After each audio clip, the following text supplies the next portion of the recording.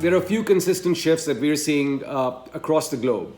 What consumers value is truly shifting, and so is their channel choice. Consumer spending is overpronating massively towards value, and there's a material flight to online. We also think both these choices are going to be very sticky. For example, what happens to e-marketplaces is quite astounding in terms of the meteoric growth that they're all experiencing.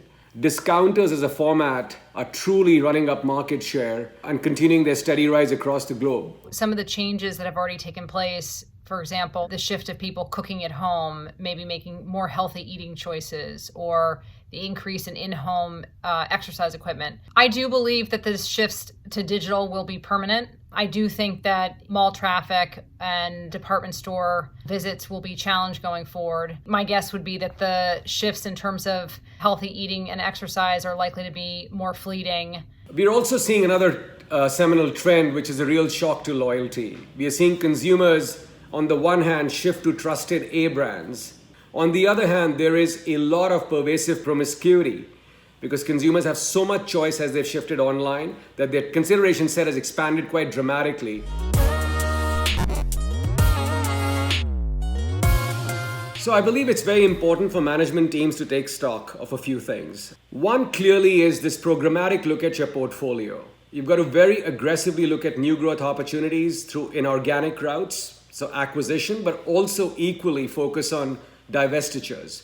This is a great time to reset your portfolio and basically chase how consumers' shifts are happening in terms of their preference. I think the most common pitfall that I see consumer companies making is just being too grounded in even the most recent past and an assumption that things that have held true in the recent past will be true 2 to 3 years from now. COVID is a time where more than ever, there's a real need to try to look around the corner and anticipate how trends are going to affect your business and then to prepare for those trends or to build capabilities that will lean into those trends. It's amazing to me how agile organizations have been in the last 3 months. And wouldn't it be terrific to actually make this the new way of working as we go forward?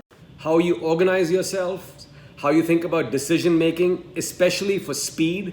Where should you be global versus where should you be local? The first thing I think consumer companies should do is double, triple, quadruple their ambition around the scale and pace of their digital transformation. Whether that's the adoption of analytics, whether that's improving the productivity and the experience of digital channels. You have to accelerate productivity and reset your cost structure to be more competitive going forward.